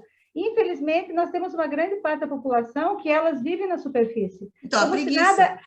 Preguiça mental, é preguiça. Não tinha, na época de Kardec, elas iam lá, elas não se preocupavam se as mesas eram girantes, se as mesas subiam no teto, se as mesas isso e aquilo, porque elas eram fúteis, entendeu? Era futilidade para elas, aquilo era uma diversão, e eu não vou me aprofundar nisso porque pensar envelhece. Tem gente que pensa assim ainda, que pensar envelhece. Então, elas aceitam tudo que vem de graça. Cansa, pensar cansa. Pensar e agir cansa. Gostei dessas, pensar envelhece. Sim, é ótimo. Mas tinha um ditado antigamente, na época da minha avó, que dizia assim, você pensar demais, você enlouquece, ou você envelhece, porque era assim, existia uma coisa assim. Não, mas ficou claro para mim, viu, Cíntia? Ficou bem claro. Mas assim, André, acho que para a gente, né, poder já ir para o encerramento, que é uma pena, porque a gente tem que encerrar, eu acho que as questões relacionadas, por exemplo, à filosofia espírita, né, você colocou muito bem na sua apresentação, o espiritismo é totalmente, né, atual em relação a isso. E aí, eu acho que você podia também terminar e falar um pouquinho sobre isso, do espiritismo e dos espíritas, né, a ação dos espíritas. É verdade, né? Se defrontar, né, através do estudo espírita, livre de amarras, né? A melhor forma de estudar espiritismo é livre de amarras. É você se debruçar e pensar por si mesmo, né? Baseado na sua própria experiência, na sua própria vivência, refletir. E aí o trabalho coletivo ajuda muito, porque você vai ouvir outros pensamentos, vai enriquecendo. O conhecimento ele é uma troca. E estudar espiritismo nos proporciona, ao mesmo tempo, e aí eu faço até um convite aí para o meu amigo Ricardo Nunes, que tem condição de preparar um dia aí uma palestra legal sobre a questão da consciência, que foi um debate das meninas agora há pouco, a questão da consciência, né? Aí vale a pena ele trazer aqui a reflexão da consciência do eu e a consciência da realidade, né? São duas fontes importantes que nós, enquanto espíritos encarnados, temos que desenvolver. A capacidade de nos voltar para dentro de nós próprios, afinal de contas, nós temos um infinito dentro de nós, como diz os grandes espiritualistas de todos os tempos, existe um microcosmos dentro de nós, o infinito dentro de nós, nossa espiritualidade, que nos permite despertar para uma consciência, né? Realmente, uma coisa é você ter um conhecimento, outra coisa é você ter a consciência. A consciência é um trabalho de introspecção. Mas se você puder também se debruçar ao mesmo tempo na realidade e buscando, nem que seja aos pouquinhos, no processo de transformação, essa consciência se torna mais plena. Não sou muito daqueles dos eremitas, né, que se fazem as reclusões para buscar essa consciência mais profunda do eu divino dentro de si próprio. Eu gosto de trabalhar as duas vertentes. A busca por mim mesmo, né, da minha consciência interior, eu sei que dentro de mim, dentro de cada um de nós temos uma infinidade de possibilidades, unindo a nossa realidade e buscando extrair dessa realidade uma consciência também, e fica melhor quando a gente faz a prática da coisa, porque essa consciência se torna muito mais profunda. Uma coisa é ser um observador de longe, outra coisa é você também se mergulhar. Não é à toa, né, meus amigos e minhas amigas? Cá entre nós, né? Cá entre nós aqui, falando aqui baixinho no ouvido de cada um. E nós estamos encarnados, né? Estamos encarnados. Nós encarnamos porque ficar lá do outro lado é ser observador, né? E aqui tem que ser agente, né, de transformação, não é verdade? Para pensar um pouquinho. A gente está aqui nessa matéria, aí dá a impressão que a gente vai viver eternamente, né? Mas já está tudo aqui voltando, né, para o outro lado da vida, né? E aí vai se dar conta do tempo que restou aí para cada um de nós, como é que a gente viveu, né? Como é que foi a nossa vida? Tanto quanto, e sempre será transformadora. Não importa o que as pessoas decidiram na sua existência, não importa. Seja lá que experiência elas decidiram, será sempre transformadora. Porque eu jamais vou poder me esquecer da parábola, né, do grão de mostarda, lá, ditada por Jesus de Nazaré. E quem já pegou o grãozinho da mostarda, sabe que ela é bem pequenininha mesmo. Quem já pegou aquela sementezinha, rapaz, é bom ver a mostarda na mão da gente, que a gente entende melhor as parábolas que está lá, foi ditado lá pelo Nazareno. Né? Rapaz, deixa eu refletir melhor essa ideia aqui. Rapaz, isso aqui é o símbolo das potencialidades humanas que está dentro de cada um de nós. Não é outra coisa o que o Espírito vem nos propor. É verdade que Allan Kardec ele parte da investigação exterior, da manifestação dos espíritos. É verdade. Mas rapidinho ele percebeu que tinha que transformar aquela relação exterior numa relação de moralidade e de ética, e voltando-se, né, para uma educação do espírito, tão badalada e tão falada pelo Herculano Pires. Né? E teve um pensador que mais falou da questão da educação do espírito foi Herculano Pires. Então, ao pensar, refletir tudo isso, tá? Eu me sinto otimista em relação ao século que nós vivemos. Totalmente otimista. Vejo claramente, aí eu também não separo as realidades material e espiritual, eu não separo material e espiritual. Eu me vejo um ser espiritual, gente, que estou transitoriamente nessa carne.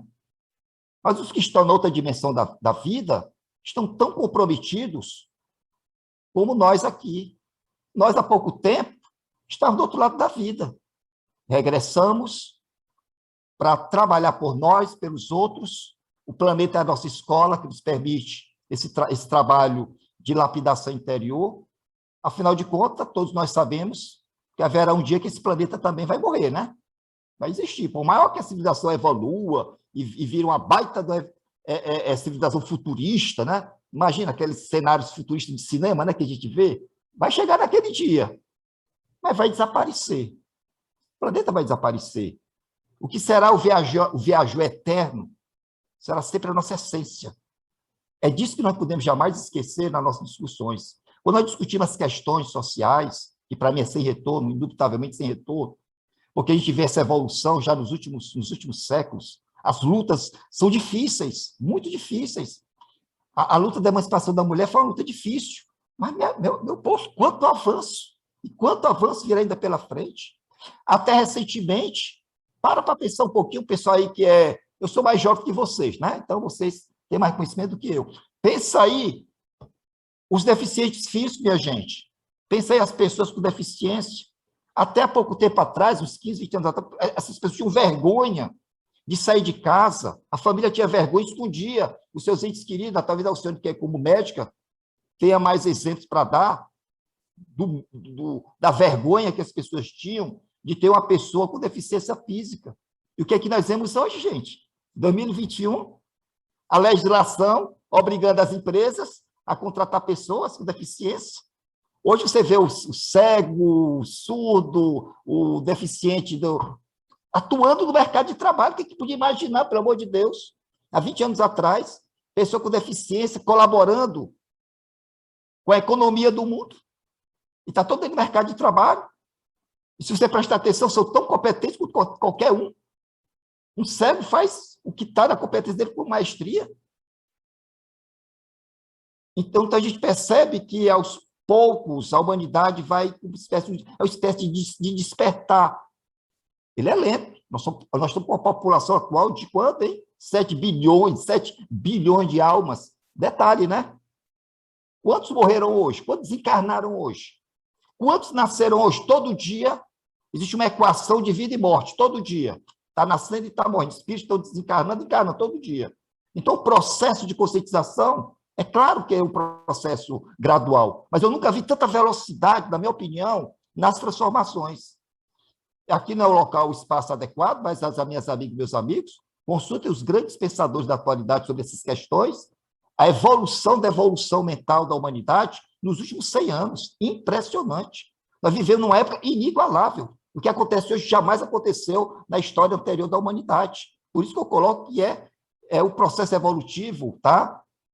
Não me pergunte o que vem pela frente, mas a gente percebe, tá, que há um esforço, sim, um esforço coletivo mundial por dias melhores. Então, daqui nós aqui reunidos, né, nesse momento, fazer esse trabalho de construção, porque cada um aqui vai sair daqui, vai voltar para o seu ambiente, sua residência, seu ambiente de trabalho, familiares.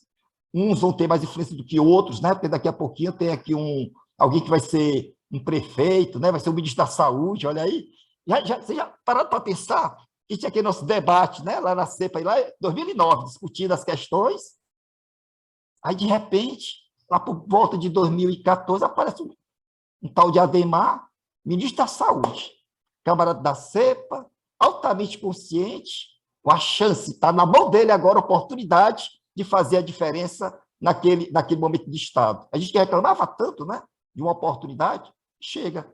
Então, o que nós temos que fazer é estar preparado. Você não sabe a hora que você vai ser convocado para fazer uma transformação maior. De repente, né, chega, como aquele cidadão que eu contei lá do Rio Mar, que tinha milhões para ir dormir. ele preferiu investir na transformação social. É por isso que eu acredito nas transformações, indubitavelmente. O espiritismo me fez nascer no lar espírita. Meu pai é espírita, meu avô é espírita. A nossa família está completando, daqui a alguns poucos anos, daqui a mais 5, 6 anos, 100 anos de história de espiritismo.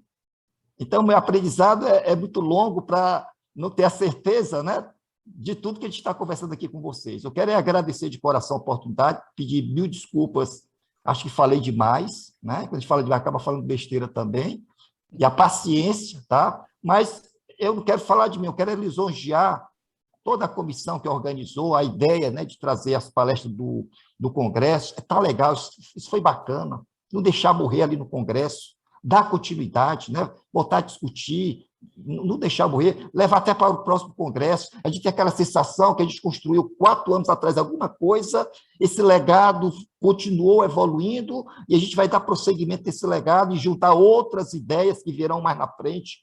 Gente, parabéns, tá? Parabéns, obrigado aí por ter me convidado, tá? Muito obrigado.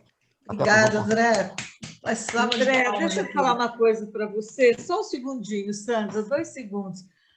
Você traz uma fala muito, primeiro, muito emocionada, que é uma coisa de quem está falando que acredita, e assim, mais um astral que faz muito bem para a gente. Um astral muito legal. Então, a gente agradece muito, muito a tua presença e realmente a forma como você traz essa coisa, por exemplo, eu não sou tão otimista como você. Um monte de vezes eu fico pensando que eu queria que a velocidade fosse um pouco maior e tem hora que as coisas me assustam um pouco, principalmente hoje nós no Brasil. Mas você pontua os avanços nessa coisa, por exemplo, dos deficientes trabalhando, você pontua alguns avanços que também colocam a gente num outro lugar, que deixa a gente se sentindo bem, animados. Então, eu queria agradecer muito essa forma como você traz, né, a sua fala, e realmente foi muito bom.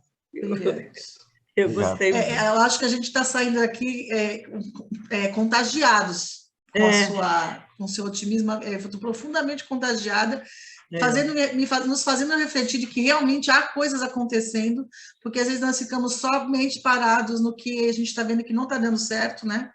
E aí a gente deixa de ver o que aconteceu, os avanços que realmente aconteceram, e lutar para que esses avanços não entrem no retrocesso, né? Algumas coisas a gente tem medo, porque algumas coisas retrocederam. E aí a gente começa a ficar nesse ciclo de que nada está acontecendo. E você está trazendo essa visão de que as coisas estão mudando, né? E a gente tem que abrir o olho para enxergar isso. Então, estamos profundamente agradecidos, André, pela sua presença. Eu quero te agradecer principalmente porque eu sei que você não poderia estar aqui hoje.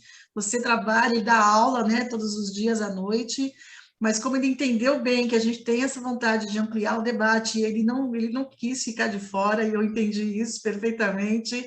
E te agradeço muito mesmo por você estar aqui com a gente, trazendo dessa forma essa sua contribuição, que a gente vai publicar e a gente está ampliando, a gente vai ampliar, né, no nosso canal, e aí todos vão poder assistir. Muito obrigada de coração, viu? E eu tenho uma surpresa, tá? Não vai embora ainda que eu tenho uma surpresa.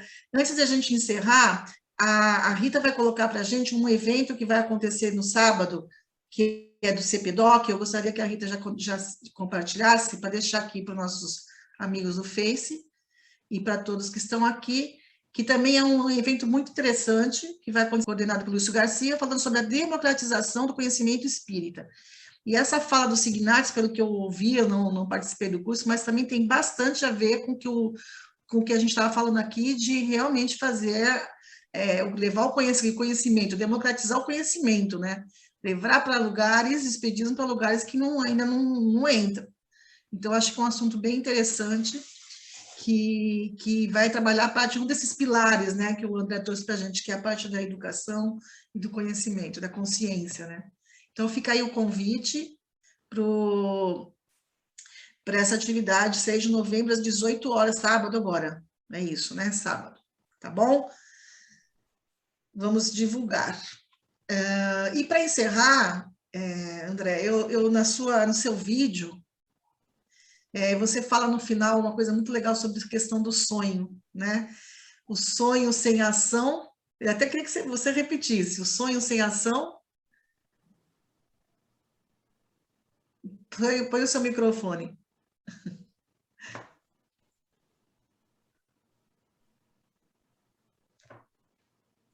O sonho sem ação é apenas um sonho, né? Uma coisa assim. Deixa eu colocar aqui meu som. Tá o som agora, tá? Eu disse o seguinte naquele momento, tá? Um sonho sem ação não passa de um sonho. Ação sem sonho é só um passatempo. Um sonho com ação pode mudar o mundo, pode mudar o século XXI. Isso mesmo, é lindo isso. E eu acabei, então, escolhendo uma música que é do nosso querido, eu não sei se é dele, mas ele que executou, e aí eu estou trazendo aqui na voz de um coral, o nome da música é Prelúdio, do Raul Seixas, e aí é uma música que fala sobre o sonho, e eu queria que a gente, então, finalizasse com essa apresentação, tá bom? Rita, pode colocar.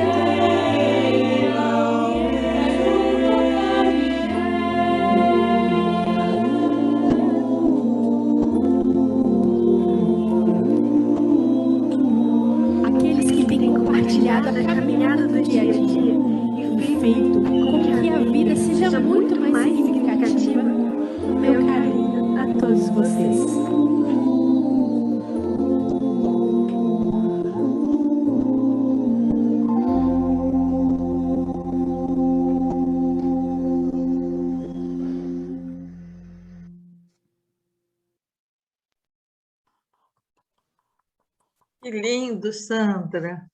Obrigado, Muito Sandra, legal, pelo presente. né? Obrigado. Coral Canarinhos de Itabirito. Muito legal, né? Um sonho aí que nós temos que fazer juntos. Vamos tornar realidade. É isso? Obrigada, gente. Então, boa noite aos amigos do Face. Até a nossa próxima quarta-feira. E um grande abraço a todos aqui também, encerrando a nossa gravação. Tchau, gente. Tchau, Tchau, tchau. tchau. Pessoal, Boa noite. Parabéns, Tchau, André. André. Excelente. Obrigado, viu? Beijo. Abraço a todos. Obrigado. Felicidades. Muito obrigada. Tchau, tchau.